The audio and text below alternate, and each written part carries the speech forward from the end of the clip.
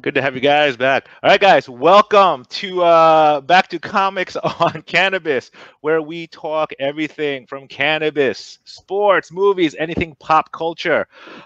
Basically, just a cool place to hang out. My name is Ed Cho. I am your host, and next to me here is my co-compadre Derek Michael. Say hi, D. What's up? How's everybody doing? Been a while, right, D? It has. It has. And today we have a very special show with two very special guests, and I think we consider friends now because they've been just so awesome. from basically the AMC hit series Comic Book Men, we have the M&M Boys. We have the mystical and amazing Ming Chen. What's up, everybody? And of course, we have the comic book encyclopedia, the guru, Mr. Mike Zapcic. What's happening, guys? How you guys doing, man? It's been a while. How you guys holding up to this whole thing? We're doing good. We're worried about you. So this show chronicles, you said movies, sports, pop culture, and you got nothing. Yeah, two of those three. You got nothing. Two of those three have been kind of wiped out right now, which stinks. It's killing me. And I've heard tell that it's getting a little dry in the cannabis area too. So, well, I'm still, It is. It is. Still, well, you can kiss my ass. Hey, man. Hey, put some of that smoke over to Derek, for God's sakes. Let him get a contact high. You know what, Derek? If you need something, you know I'm here for you. There you know that. go. Yeah, I'm all there for you. You guys staying safe through all this? Like I said, it's been a while. I haven't seen you guys. What are you guys doing just to keep safe? Washing my hands. Not kissing strangers. I mean, it's not kissing strangers. Yeah, don't kiss strangers. I mean, I think that's one of the things you're not supposed to do, right? Yeah, no, definitely. I don't think you're supposed to do that before the outbreak, though. Normally, yeah, I don't kiss strangers, but yeah. Seriously, if Bronson Pinchot came up to me, he's like, "Hey, cousin Laddie," try to kiss me, I'd deck him. There you go. There you go. Don't be ridiculous. Beverly Hills Cops, Bronson Pinchot. You wouldn't. Oh wow. The perfect stranger. Yes, I would not kiss him. So you gotta kiss him. He's the gallery owner from Beverly Hills Cop. Just based don't be stupid. Or True Romance. I would definitely kiss him based off his performance in True Romance. Yeah, you might want to back up now, though. In Beverly Hills Cop 2, he made guns. That's right. That's true. That's actually true. Yeah, you know what? It's I see that you guys have been active with your Mike. I'm going to ask you those curated boxes that you guys have. Okay, yeah. I'm so close to getting one, but can you, if you do it, can you pick and choose just a bunch of Crow stuff? We are so low on Crow stuff. We're so low on like everything now. I'm like, this is stuff that has to mean something to whoever's curating your box. Oh, really? The first person got like all the really great stuff. We've still got a lot of good stuff that I'm throwing out there for people. As a matter of fact, I told Ming this. I'm grabbing stuff from my own personal collection and putting it in people's boxes. So really, yeah. Wow, look at you! You're taking one for the team there, huh? Oh my God, yeah! I'm sitting here going, oh, I'm not going to have a comic collection after this. So wait, hold on. Then are you billing the company back for the stuff you took out of your own collection? So it's like, that was worth $50, I guess. Well, I am the expert here, right? So you know, I can pad my bill a little bit. Yeah, I am. So you're a big fan of the Crow? Monster, yeah. The real Crow, the Brandon Lee one, the one that James O'Barr actually wanted to do, not the one with not the one Vince Perez, not the garbage one with what's his name, Mark Dacascos, wasn't he? He was the Crow, right? I don't even know, and I don't care. But when the '94 one came out with Brandon Lee, of course I was like, oh, this is gonna be awesome. It's Brandon Lee, it's Bruce Lee's kid. Yeah. And I'd never read the comic before, but when the movie came out, I was like, I should check out the source material. And I was living in Michigan at the time, so I was like, holy crap, this is about Hell Night in Detroit. Yeah. And it's Brandon Lee, and he comes back from the underworld to avenge a death. Like, what a great story.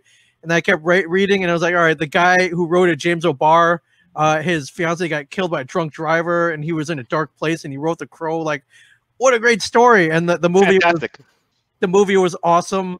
And we ended up meeting Ernie Hudson, who's in the movie as well, and it was awesome. So James O'Barr came to a local Comic-Con when I lived in Michigan, and he was like one of the first like creators that I ever really wanted to meet back in the late 90s. So I went, and I hadn't been to cons in a while, and I'd been actually out of comic books for a while. I went and I met him, but like he was definitely like high on like heroin or something, man. He was like not very really. And we were trying to make small talk with them. My friend was like, "Hey, man, I saw a bunch of your stuff at a gallery in New York." And he was like, "Oh yeah, those guys still owe me money." And we were like, "Oh, okay."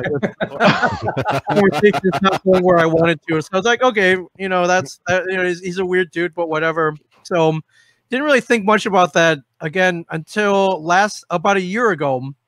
Literally almost a year ago, I went to a con in Traverse City, Michigan, and he was there. And this is a gap probably about 20, 22 years. Yeah. Since then he's cleaned up. I think he's married. He's a totally different guy.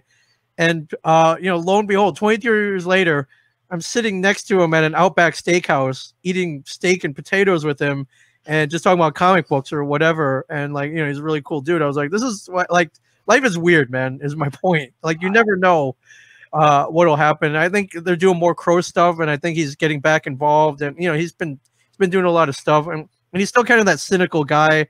It doesn't really take any crap. And I think I kind of feel like he thinks cons and the whole comic book industry, he can take it or leave it. But he's heavy on the con circuit though, and it was cool to meet him in like two different eras. Like one when the movie kind of hit. And he was still kind of raw from all the emotions, and to like 20 years later, what he's going to now. So it's you never know, man. But that's my Crow story. Actually, the last time that Ming and I were at a con, we're at that one-day con down in Lexington. Oh yeah, and he was there. Yeah, really. And I was hanging with him. He was out there smoking. I'm smoking a cigar next to him. We're just shooting the shit, and he's like, I don't even know why I do these anymore. He's like, he doesn't like it because he's still. I mean, I don't know. They're like the anniversary of the Crow movie was literally like not too long ago, and he still has legions of fans, including this guy. Like legions of fans that deal with the Crow. I mean, unfortunately, I don't think he gave his blessing for like a lot of the movies, some of the crappier movies. I think they just kind of took the franchise and went with it without his blessing.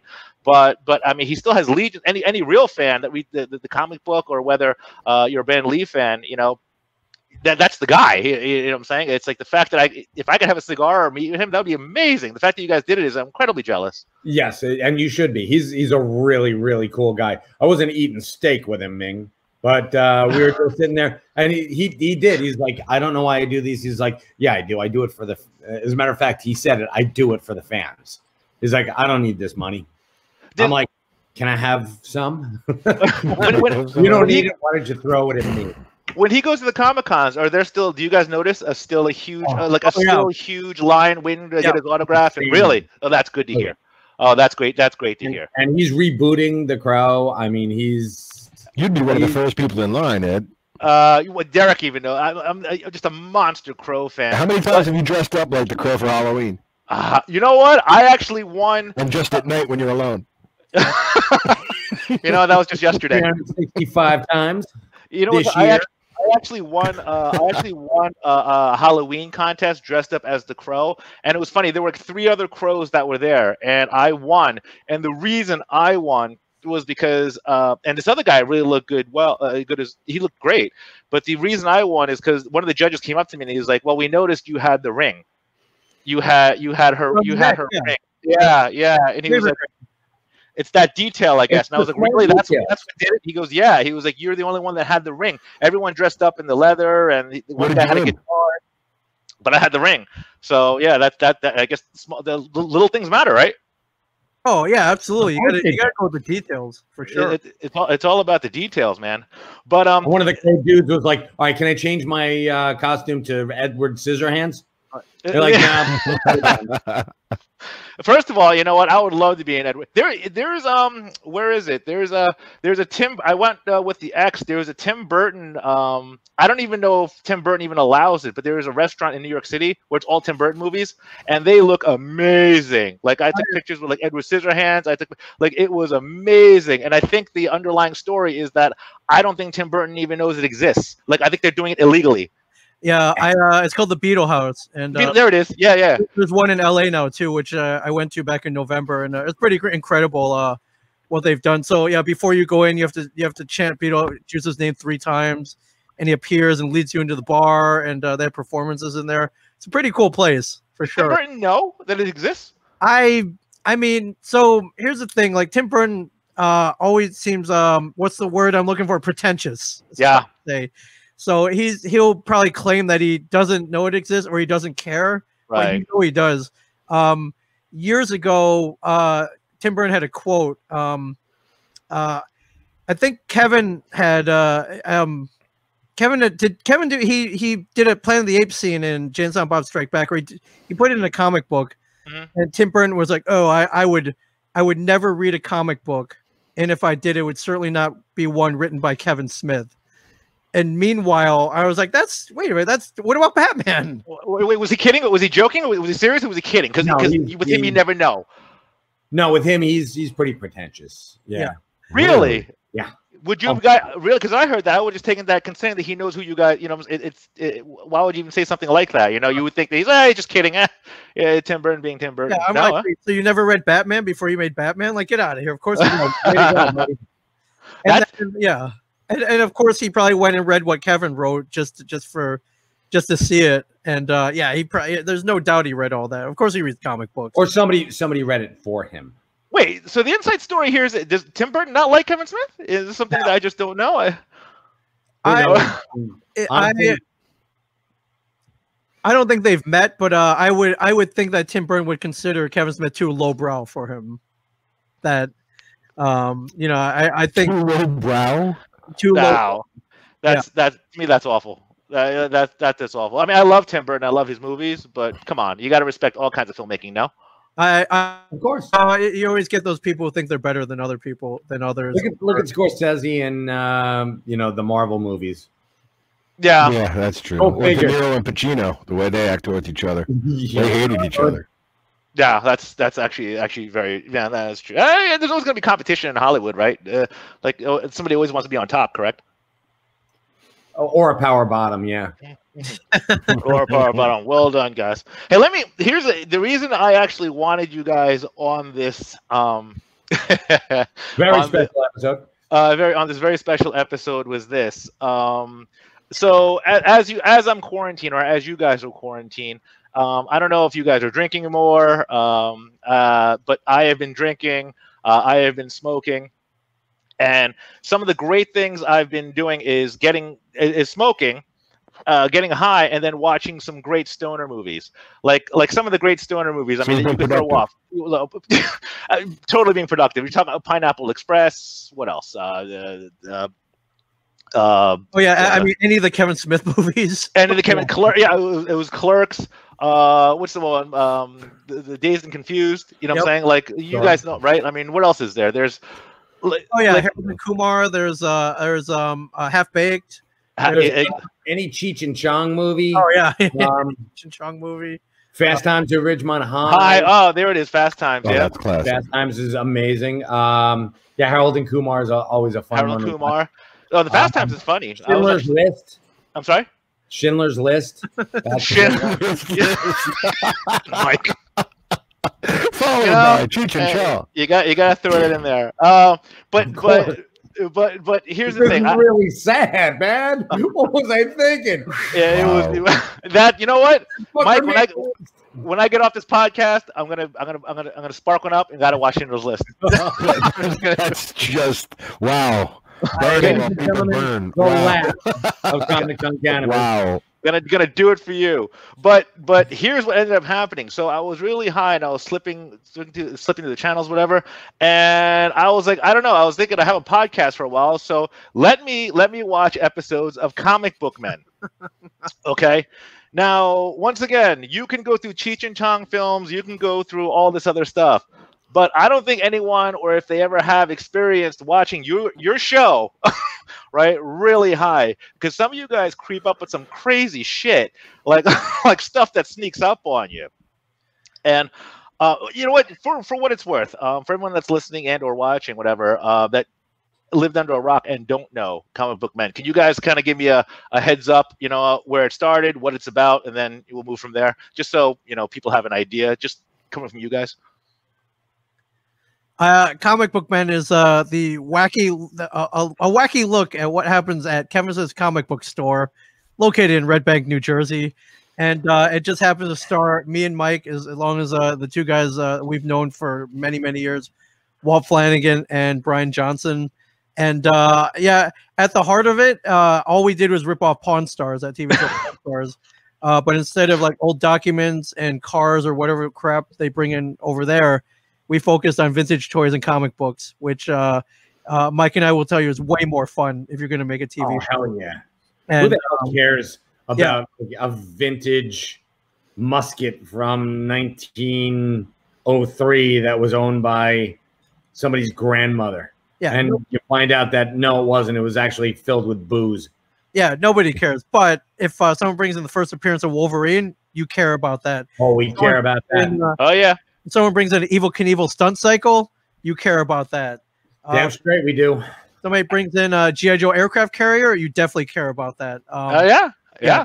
And any given day, you'll see a vintage toy comic book that was in your childhood for sure. Whose brainchild was it? It was Kevin's, right?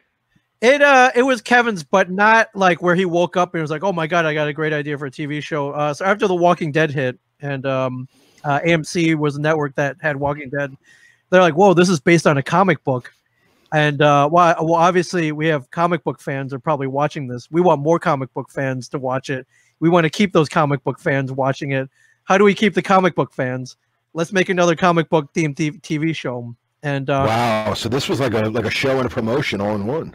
Yeah, pretty much. I think the initial idea was to keep their interest in between seasons of The Walking Dead, since there was cool. There was like a 6-month gap or whatever. And what a great time slot. Yeah. So all they knew though is we wanted to make a comic book themed TV show. They had no idea what they wanted to do. No one could put their heads together and come up with anything. So they're like, well, let's ask an expert.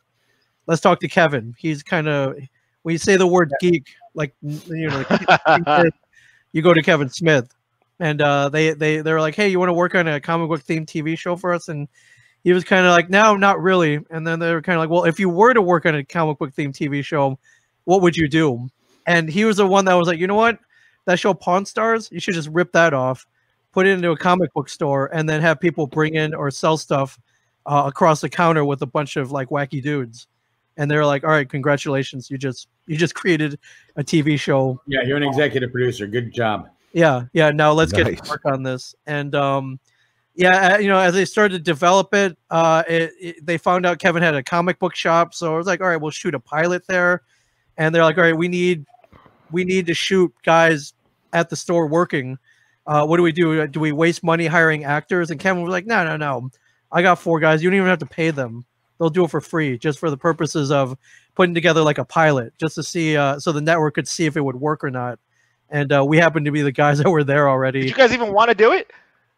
I mean, it was mentioned, but I was like, well, no one on earth would watch us because we're not actors. We're freaking ugly. We're not, we're John, yeah. Mike's like, wow, how about that? Yeah, I mean, Mike's name is Mike, but he's not Magic Mike. He's not freaking what's his name, Channing Tatum or anything. So, like we don't look like we belong on any kind of TV. But for the purpose of the pilot, they're like, okay, well, these guys are there. They look nerdy enough, and they kind of wrote down some situations for us to kind of be in, and we kind of riffed on our own. At certain parts for the pilot episode, they gave us some lines that they wanted us to say, just so it would look like a real TV show. But once the network saw that pilot, they're like, well, these are the guys, dumbass. Like, didn't you know these guys are funny? Like, these are the guys. We don't need to hire actors. We don't. Well, come on, let's face it. First of all, if they had to choose between you guys at the comic book store and the cast of Pawn Stars, I'm pretty sure you guys would take the. Yeah, I'm pretty sure you guys would have been cast.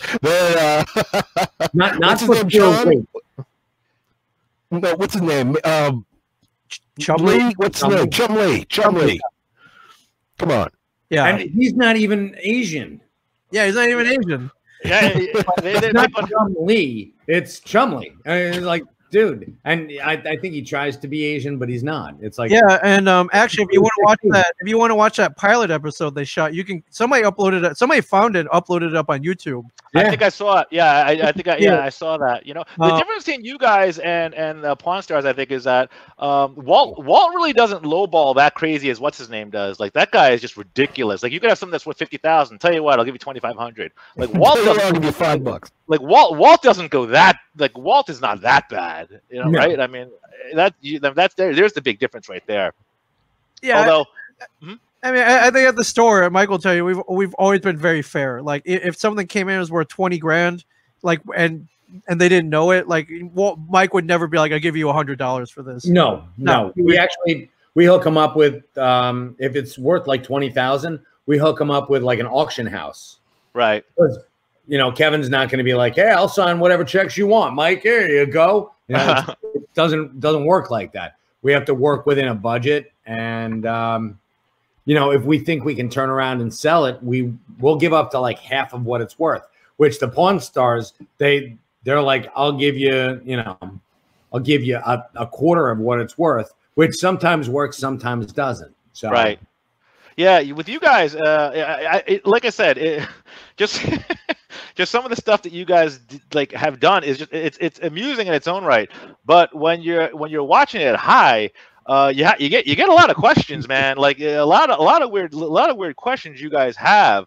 So if you guys don't mind, do you mind turning back the hands of time a little bit? Sure. I would love to, and I love that you're doing this. Like so sometimes I'll watch it and I'll sit there and giggle at myself. So, and this is completely sober. So I don't think I don't know what I would do if I was high. And I don't know, Mike. I don't know if you've ever watched something high. So no, not high. Done this, so I want to know what the experience was like. Dude, I watched one episode where I think Walt was trying to make a sale or negotiate with one of the customers, and you're sitting there doing selfies with like everybody and trying to get Walt in the shot. Yeah, and you can see he's physically like, I remember that. Negotiate and trying to figure out what the hell is he doing at the same time. I was just providing some commentary for anybody watching on Facebook Live. That's all. Oh, I see. Good job. Okay, this I have to know, and this is just something. I mean, I used to watch a show, but it really comes through when you're watching it, whether you're drunk and or high. And this is towards Mike, right? Yeah. Why does everybody seriously dogpile on Ming that whole show? You guys most of you guys just dogpile on that guy. Sorry, Ming. I'm just saying. Poor Ming. No, it's true, but he does bring it on himself a lot. That's debatable. That's debatable.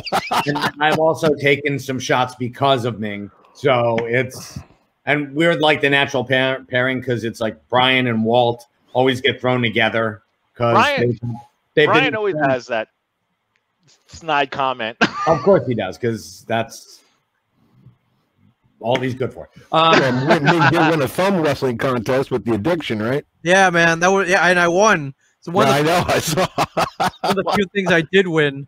But I met Walt and Brian like fall 1996. Uh-huh. And then when the store opened in 1997, and basically from minute one they were making fun of me. So Payback. Yeah, it hasn't changed. It's been, what's that, 23 years, 24, 23 years?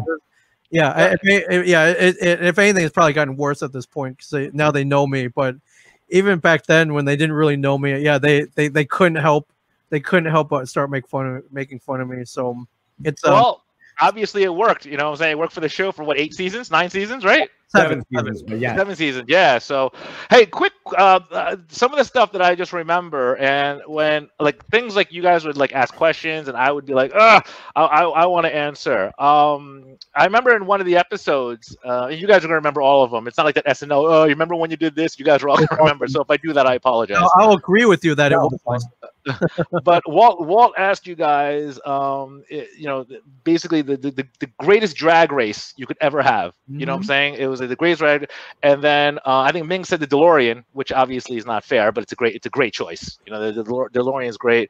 And then I think you said Kit too, right? Did you say? I think you said that. You said I probably threw. Oh yeah, a talking car. Yeah. The Kit, And I think Walt was like, well, I mean, talking, he'll talk you to death, but that won't help you in a drag race. There it is. Yeah. Yeah. KIT. You know what KIT stands for, right? Night Industries 2000. Yes. Nice. Very well done. CAR.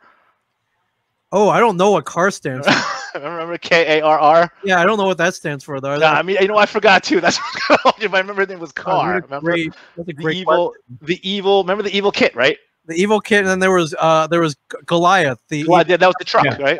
But Goliath didn't stand for anything. I think what did CAR? CAR is. Now I gotta Google it. Acronym for something. Oh my god!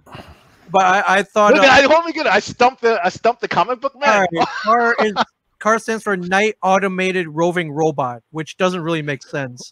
But No, I guess now the Night Industry 2000 is much better. But but yeah, I think you did say KIT. I think Brian picked the. Did he pick the Trans Am? Somebody picked. I think somebody picked the Smoking the Trans Am. Bandit. Yeah. Walt picked. I think Gran Torino. I think the Gran Torino, whatever. Yeah. Mike, you did. From Starsky and Hutch, yeah. Mike, you didn't answer. I don't think. Right? I was screaming. Mad Max. Oh, dude. That would have been cool. Yeah, I was like, no one's gonna say Mad Max. What was your choice if you had it? Because you didn't pick. I don't know. I think I did pick it. Oh, you did. The Monster Mobile. Yeah, they cut stuff out. You picked the Monster Mobile to win, cool. in a drag race. Or Dragula. Or there you go. There it is. See, Grandpa's car. Yeah, So yeah. Yep. That was Grandpa's car. What's his name? What was the actor's name? Al Lewis. Al Lewis. Yeah. Yeah, he ran. He was a big proponent of cannabis. Yes, he was. I think he was. That's actually why I brought him up. Actually, I just thought about that, and I was like, yeah. But all right, so they cut that out. You were gonna pick the Derek. What would you have picked? Man, that's tough. Yeah, any pop culture car, any it's got to be a car though. Can't be like a. But it's got to be from like one of those kinds of movies, like one of those iconic movies, or it can be from any movie. From any movie. Yeah, any movie. Yeah, as long as you can recognize it. I would take then Steve McQueen's car. Oh, from Bullet? Yeah, hell yeah. Bullet. Just to be able to drive it. You know what I mean? Just to be able to drive that car. Wow, that one's kind of out of left field, huh, guys? Like that one's out of left field. Ming and I Shelby 500 GT. You were talking about that? No, I said Ming and I both knew what Derek was talking about. Oh, yeah. That one's kind of out of left field. I was like, usually, yeah, KIT, I can see whatever, but yeah, no one said the Mad Max car, and I was just screaming when you're high. You're like, no, that car is the shit. How about Herbie? Herbie's cool too. Herbie thinks on his own. Yeah. Herbie thinks on his own. He could have cheated and didn't worked his way to a drag race. Which Herbie though? The one with Lindsay Lohan or the the old school, the old one. Definitely the old school. You got to be the old school. Yeah. Oh my God, Lindsay Lohan, Jesus. Personally, I would have gone with them. Actually, I want to change my answer to the Mach 5 from Speed Racer. Oh, that's very nice. Well done. With or without the monkey? I'd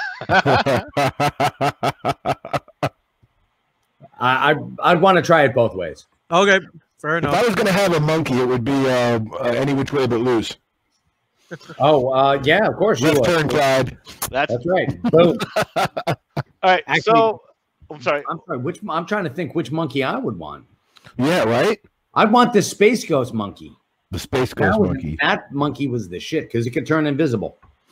I mean, if we're taking monkeys, I guess I would take Gleek from the Wonder Twins then. Oh, that purple monstrosity. How about the evil monkey from Family Guy? That fucker's radioactive. Yeah, that guy is awesome. He just How points about Grape and Ape? shivers. Grape Ape. That's a good one. The great ape. The great ape. Oh yeah, I don't know. I ain't feeding them. Yeah, how are you gonna feed him? I mean, that's like Magilla Gorilla. Magilla Gorilla would be cool to have on your side in a I'll fight. feed them my enemies. Oh my God, Magilla Gorilla. Right, How much is that gorilla? Right, that was OG. Wasn't OG? The little girl with OG. OG Readmore. Yeah, OG Readmore was her name, right? I think so. Wow, long time. So, all right, so that's good. No one's taking the monkey from Outbreak, I guess. So no, at this point, no, too soon, Ming. Too soon. Yeah, there you go. One of the 12 monkeys from 12 Monkeys. Oh, there it is too. It could just keep on going. Hey, quick question here too. Another episode where you guys got. I mean, here's the thing with you guys must have been excited on your own, but this is just a comment on me, because if I was high and I got my own Funko, that just gotta just throw my just kind of throw me off of a loop here. The fact that you guys had your own Funko and not be like, I can't imagine being high and I can't imagine. You know what? When you guys, if and or when you guys get high, you guys have a Funko. You guys have your own toy that you guys can look at and be like, "Geez, awesome. I'm high as hell, and I have my own Funko toy." I'm jealous. I'm looking at it right now. Yes, and I'm not even high. And how much do you enjoy it? I enjoy it immensely. I think it's pretty cool. I'm great. I love toys. I mean, you've been in the studio. You see me and Mike love toys. We love Funko. Yeah. So to get like an official one with the official packaging and everything, and your name on it and your picture, and it's you, and there's no disputing it, and it's out on the mass market, that's pretty cool. I think the only thing that might be better than that is if I got my own G.I. Joe with my own like file card and like weapons and stuff, in the bubble packaging. But other than that, yeah, I think that the next step is the Funko, and that's pretty awesome. So, and Ed, we went up to Everett, Washington to get the Funko thing. Yeah, there's an episode of that where it looked like you guys were like a kid in a candy store in the Funko Land or whatever, right? That's not why, because it was like our first time that we were out there, and weed was legal. Oh yeah, recreational, yeah, for sure. Oh, yeah. Did you tell me you guys please went in there high? I'm not gonna say anything. Oh, yeah, exactly. I'll be the fifth on that one. Hey, Mike, I'm kind of curious on this one, and it was just a thing I noticed. But in a lot of episodes, you actually have gray hair, and then you have dark hair. It's very true. I used to dye my hair. And there are other people on the show who do as well. I stopped dyeing my hair. I was like, fuck this noise. I'm like, this is bullshit. I'm probably poisoning my scalp and my brain with the toxins I'm putting up there. I'm like, I'm done. And they actually had to run it by AMC. And AMC is like, actually, it looks good. Let him go with it. Oh, really? Yeah, he got yelled at. I think season 4, there are a couple episodes where his hair color changes like 4 times in one episode. That's their own goddamn fault. That's the way that they were editing. Well, here's the thing. Are you? Because I was kind of curious. I was like, what is? I actually had to see it. I was like, what is Mike's pop look like? I think your pop has gray hair. Yeah. It does. Oh yeah. Yeah. I stopped dyeing my hair in season 5, and it started to go gray, and it went full gray by season 7. Oh, okay. So all right. So you wanted. So you were. So they went by the gray hair. The pop went by the gray hair. Yeah. Yeah, to reflect real life at the time. So yeah. But I remember season 5. We got back together for the initial meeting, and the directors are like, all right, first on the agenda, no hair changes. Directed right at Mike. Yeah, like no hair. I'm like, dude, I'm going. I'm done. Because I was like, fuck you all. You jackasses making fun of me for my fucking hair when I know that at least 2 of you other douchebags are dyeing their hair too. So, but it wasn't like black in one episode and then like so. I never wore a hat. So my beautiful hair was always there. So at least you have it, right? Exactly. Well, you dyed your hair. Well, I just plucked my hair. Like my hair is like you get like little strands of like silver, like little like things. I just pluck them out. Yeah. Pretty soon though, I'm gonna have to like dye my hair, man. It's like I know. And I started going gray when I was like 35. Right. And I was like, oh, this sucks because I had like one shock of gray hair, and right here. Yeah. So I dyed it, and I'm like, all right, I can keep up with this for a while. And then I'm like, no, it's too time consuming. Plus the beard and the it all matches. Oh, yeah, but back in the day, I had to make it match this, had to match that, and it's like, oh, there it is. There it is. Very tremendous. I'm like, screw this noise. It's tremendous. It's fantastic. Very, very, very dark right there, and so the many hair colors of Mike Zapcic. Yes. If you go, all you have to do a Google. And Ming, your hair stayed the same from when the show started to now, huh? Yeah, pretty much. I mean, what else can you do with this black? And exactly. I have the same haircut, but yeah, right now it's a mess. I haven't cut my. Usually I get my haircut every 3 weeks, and I think we're approaching week 9 now. I had to cut mine. It was not easy. How did you get a cut? Really? I I heard had a mirror in front of me, and I was looking at the mirror behind me through the mirror in front of me and trying to remember that, I'm in a reflection, so I got to go this way instead of this way. And when you're trying to do that on an angle, I'm like, fuck! So eventually, I just used the buzzer. So and I went over the back and the sides, and then I just cut the top. Looks okay there, man. It looks pretty good there. That's it. Mike, did you use a buzzer, or you went with scissors? No, I use the buzzer. I'm like, screw this noise. Yep. Because I did the same thing. I'm not trained for that, right? The scissors. But you know what I did? I put on stripes when they did the John Candy scene, and I just followed what they were doing with him. Oh, such a great movie. Nice. I love that movie. Such a great movie. And that's a great stoner movie, too. Oh, Yes, it's an amazing. I got to put that on my list here, too. That was on the other night, just on regular TV. It's on everywhere. Caddyshack. Right in your list. I'm writing my list down now. What else? You should use Full Metal Jacket instead. The beginning of Full Metal Jacket, but oh yeah, that's when they're just going bald. Yeah, that's just yeah. Do one of these and look like menacing, like. Wow, we're talking about great movies, man. These are just great movies that I hadn't really thought about drinking up and smoking out. And you know what? I feel like I feel like the miscreant here, like, well, I'm the one smoking. I'm watching this. I'm drinking. Well, you guys are all good Catholic boys, so I feel kind of weird talking to you guys. Well, I am Catholic, and I like to help others. You're such an asshole, dude. Shut up. Such an idiot. Hey, all right. So moving on, another one where I was kind of like, whoa, didn't know that one, and I wanted to get your take on it, which I thought was kind of cool. That's when you had Kevin Eastman show up at your shop, which is pretty friggin' awesome. Derek, I don't know if you know who he is, but he created Teenage Mutant Ninja Turtles. Oh, okay. Yeah, pretty awesome. I've never seen that in the movie theaters. I did not know that he brought in his first drawing. Okay. I believe it's Michelangelo. Yes, I think it was Michelangelo. He said, right, and then he's like, "Oh well, I'm just trying to sell it, to help out." And then I believe he said, and this is where I did a double take. He said $2 million for that sketch. That is correct, and yes. Just for reference, that's the picture of the sketch right there. Wow. $2 million. I think I put my beer down and I was like, $2 million for that. Wow. But at the same time, I guess that's what started it all. That the whole franchise. That was it, right? Do you guys honestly feel it's worth $2 million? No. No, I mean, if you're not, you might not be a Teenage Mutant Ninja Turtle fan. If you are, then my whole thing is if somebody's got the money, they'll pay it. And is it worth that to me? It's worth that much money to him and to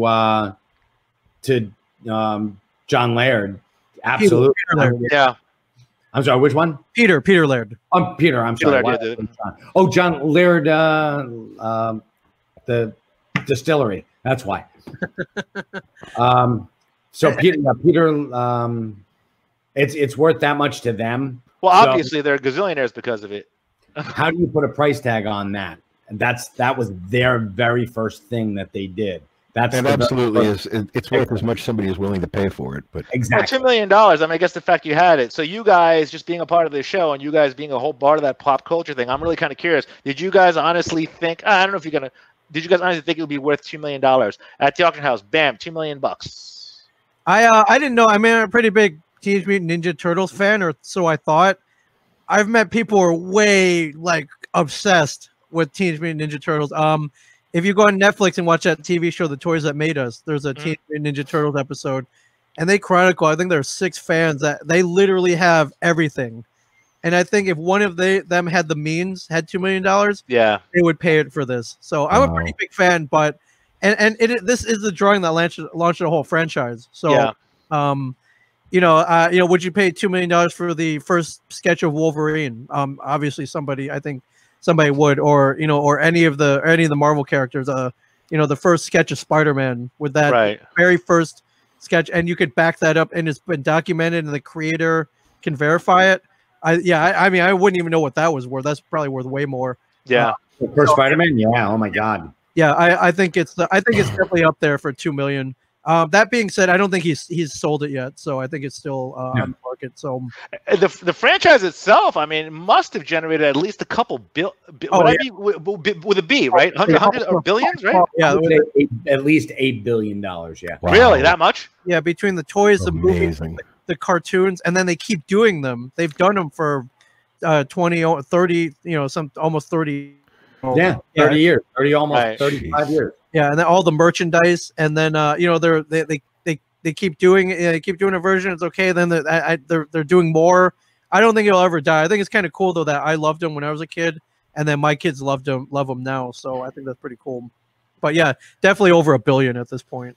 Yeah. Because when I saw that, I remember putting I put it down, and I was expecting $500,000. I mean, maybe I'm lowballing it now. Maybe I'm just lowballing it, But I was like, when he's at 2 million, I was like, whoa.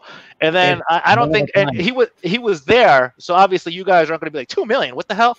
So that's why in the back of my head, I was thinking. I wonder in the back of the head if they're really thinking $2 million, man. I mean, come on, But I was just kind of curious about that because that guy, he seemed like a really cool guy. That guy, Kevin Eastman, he's super cool. Yeah, Awesome. He owns heavy metal too, right? What's that?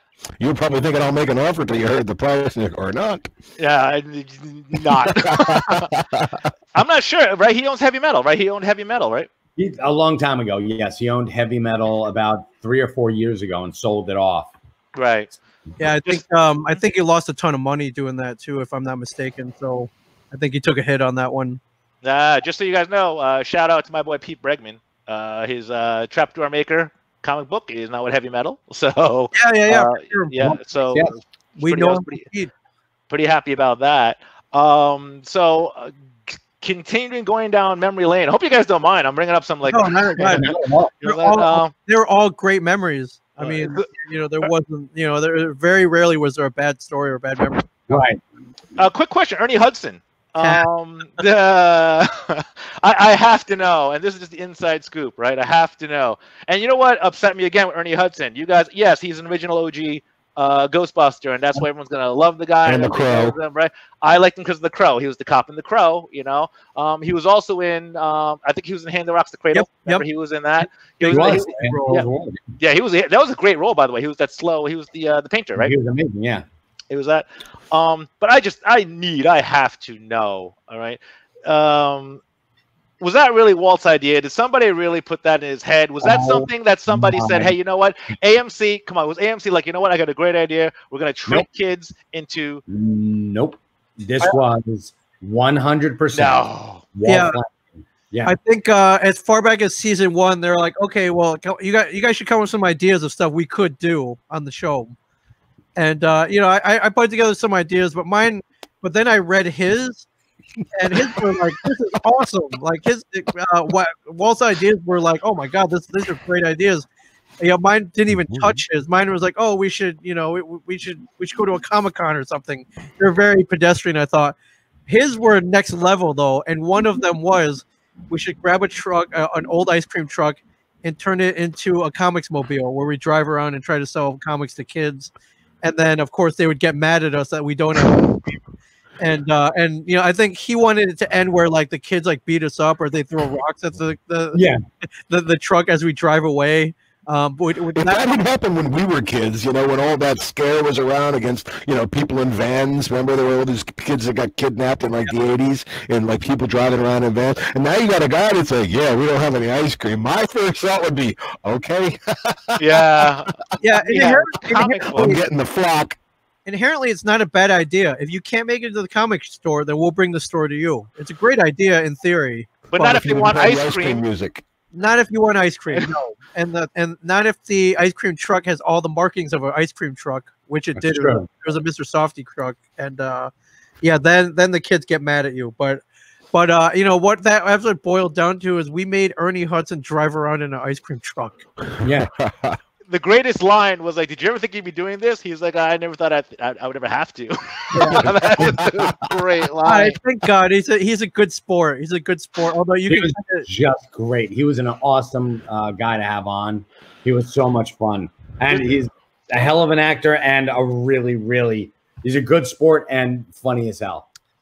Yeah, but you could tell he was kind of like, "What am I doing here? Like, why am I here?" Like, he really did seem like what why like is this really an idea? Like, am I really doing this? So. Yeah.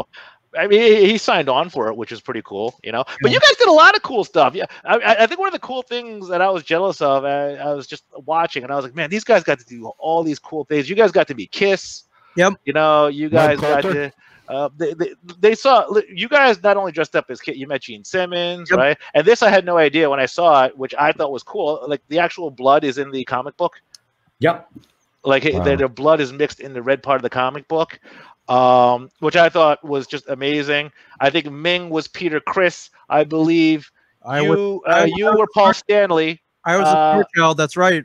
You were Paul Stanley. Or no, I was a cat man. I was a cat. Yeah, man. you were Peter Criss. You were the drummer, right? Yeah. I believe Walt was Gene Simmons, and Brian was Ace Frehley. Yes, that's correct. Right. So yeah, did you guys pick that, or did you guys decide? I think they kind of went, all right, which one's the lamest one? It's like, okay, it's the Catman, obviously. So they're like, Ming, you're the Catman. Hey, he's the drummer. I know, but of all the Kiss persona, like, come on, like, I can't. You're a cat, like Star Child. That's awesome. You know, that all the other guys are pretty cool. The Catman's kind of lame. So, and what was up with Aquawoman? The Aquawoman? Yeah, the cosplayer. You guys were tooling on her, man, when she was up there. The cosplay girl. Yeah. Walt was kind of mean to her. Listen, so was Ming. If you walk in the store in full on cosplay and then like you expect to get a discount because you're in cosplay. So that was it. It had nothing to do with the actual. Yeah, he was. It offended him as a comic book man. I think. I think Walt's always been kind of like, all right, there are cosplayers out there, and a lot of these cosplayers go to cons and they make money, right, as selling prints or whatever, selling autographs or selfies or whatever, and yet they're dressed up as licensed characters that they didn't create. So Walt's mindset is they're making money off money that should be going to the creators of the costumes that they're cosplaying in. So I think that's his mindset, and that's why he's not the biggest fan of cosplay.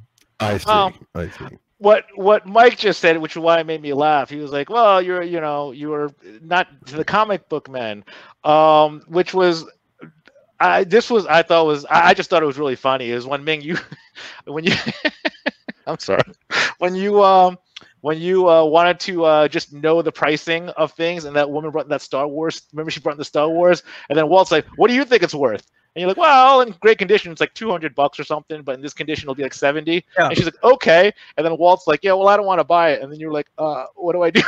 Yeah. Remember, you were like, "What do I do now?" Yeah, you left me in a precarious position. I don't know why I laughed so hard, dude. When I saw it was just so funny. I thought I was making a deal here. I thought I was trying to, I'm trying to learn from the best here, and he's hanging. That's one thing he's great at, is hanging me out to dry for sure. I laughed so hard, and you being into that lady's shoes. Remember, she brought in that Chucky doll. Yes. And that was kind of creepy. Like, I was like, they're like, "What'd you think about it?" And you're like, "Well, no. If I see blood on guys' shoes, I'm okay. But it's kind of sexy with the girls' stilettos." Sure, absolutely. Like, why wouldn't that? That's like it's like a kinky horror, man. That's cool. It's insane. Yeah, if you see blood on a dude's shoes, you call the cops. If you see blood on a chick's shoes, you try to pick her up. Yeah. Take her out on a date or something. Yeah, for sure. I mean, it was funny because you were like, "Yeah, no, it's kind of sexy," and I was like, "Wow, that's what does it for you." Yeah. And speaking of picking up girls, Mike, I know you're happily married, and I know, yes. but and there was something really, really sexy about this girl. But do you remember the girl that came in that was looking for Poussey? Poussey? Yeah, she came in. She's looking for Poussey. You got her actually. I think you got her like a. I believe it was Batman and a Death Ray comic book. Do you remember that? Yes, I do remember that one. She was kind of pretty. I thought she was pretty and sexy as hell, right? Ming, do you remember this episode? I do vaguely, yes. Yeah, I don't know if I was in that one, but in that scene. But I was just watching it, and I was just thinking, this girl, there's something really sexy and cute about this girl, which I thought, right? And oh my God, was she flirting with Mike? Oh my God, was she? And Mike, Mike. I'm sorry? They do it just to get the discount. I'm telling you. No way, Mike. Absolutely not. She was. You were like, come along, right? You guys were bantering. You were talking Batman. Her eyes were glistening, and I was thinking, Her oh, eyes were glistening. I was like, yeah, I thought What they does were that mean? Her eyes were glistening. They were catching each other. I thought they really. I'm not gonna lie. I thought they really Sounds like had a defense in a rape case.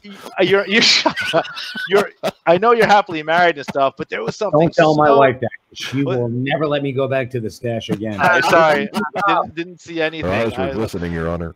Well, I'm sure we can track her down for you, Ed. If you know what, do it. You know what, I would love that because this there was something really oddly sexy about her. But I would just want to bring it up because Mike, like, she was really smitten with Mike. Like, if you watch that episode, she was really smitten by him. Right over my head, Ed.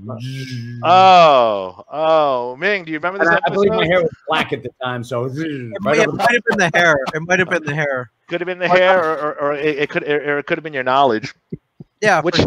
But hey, who says being a nerd doesn't pay off sometimes, though? Exactly. My wife's a nerd, and that's how you now have to get in touch with her and ask her if she'd like to meet somebody that thinks her eyes are glistening.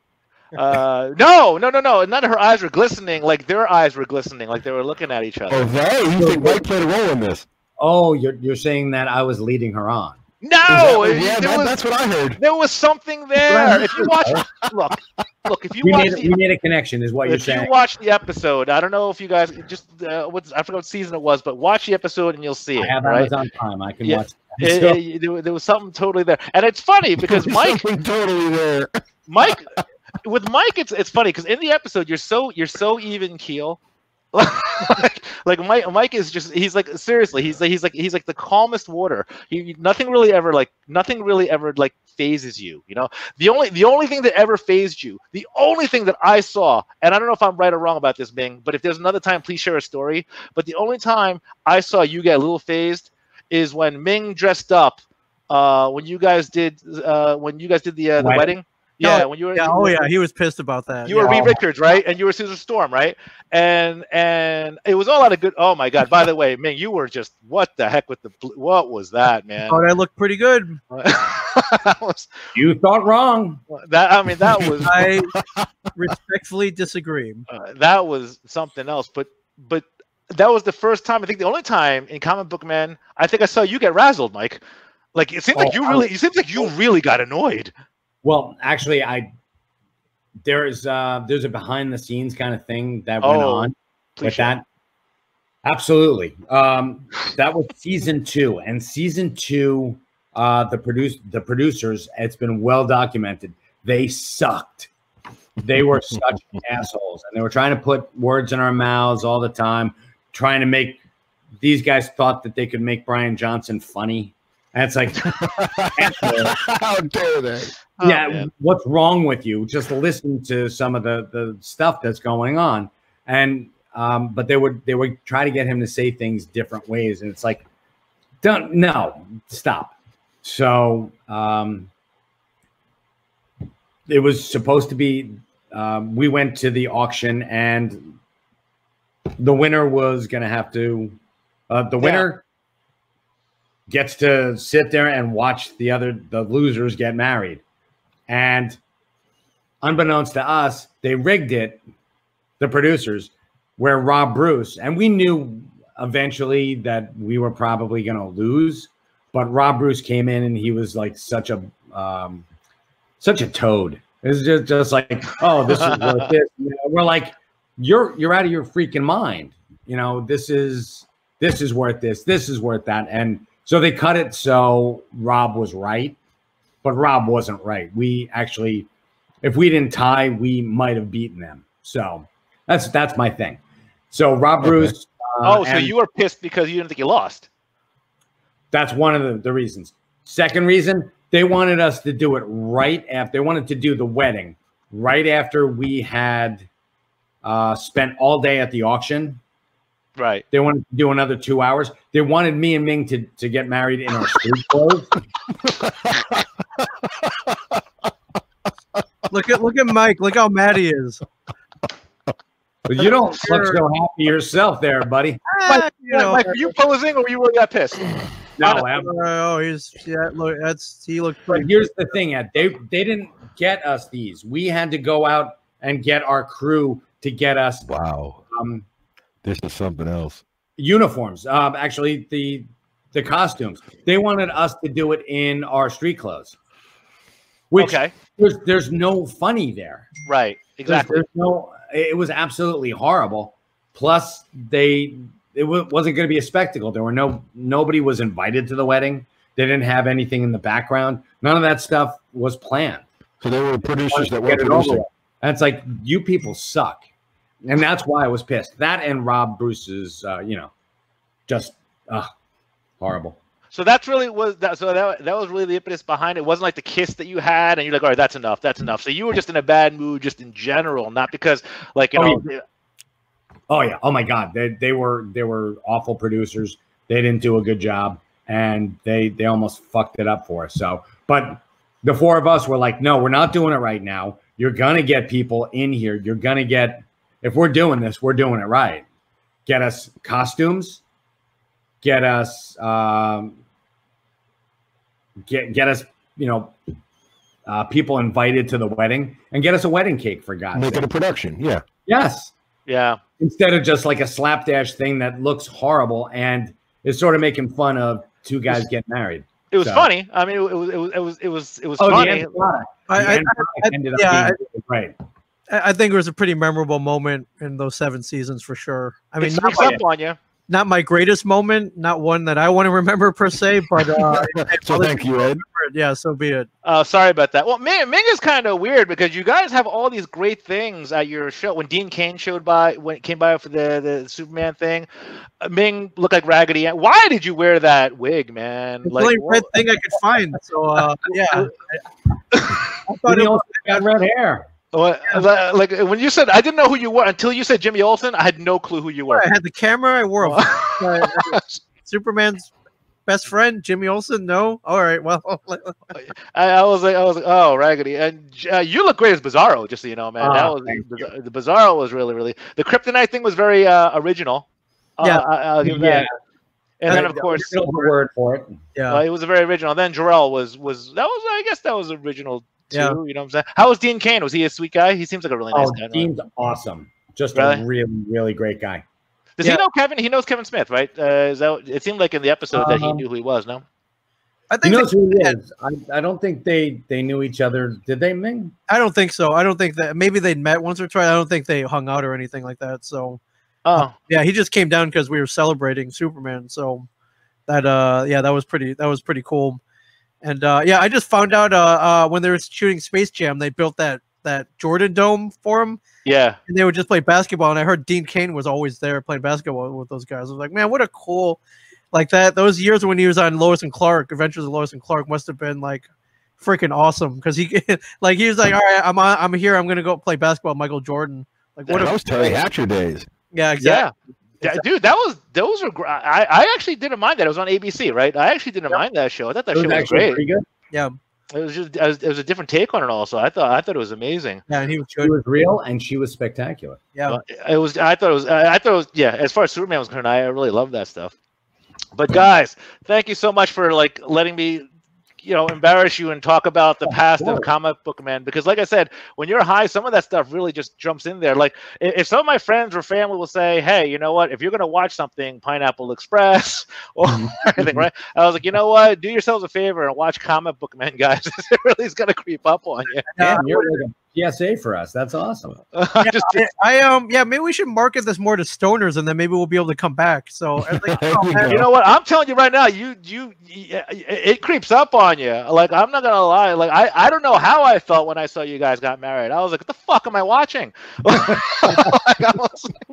really want to guy marrying this bestial woman. What's going on? I gotta tell you, I'm not gonna lie. I mean, it's fun to watch. It's a great show to watch. It's a great show to watch, regardless if you're under the influence or not. I thought it was a great show in general. So I thought you guys are just amazing. And once again, you know what? I go into this podcasting, and you guys have Mike, Ming. You guys have like just a shared universe has treated us like family, and you guys have just been nothing but great. Great. You guys, seriously, you guys have been like just like family. When we went to your Christmas party, that was awesome. The party you guys had on the beach, that's all. Is that still open, by the way?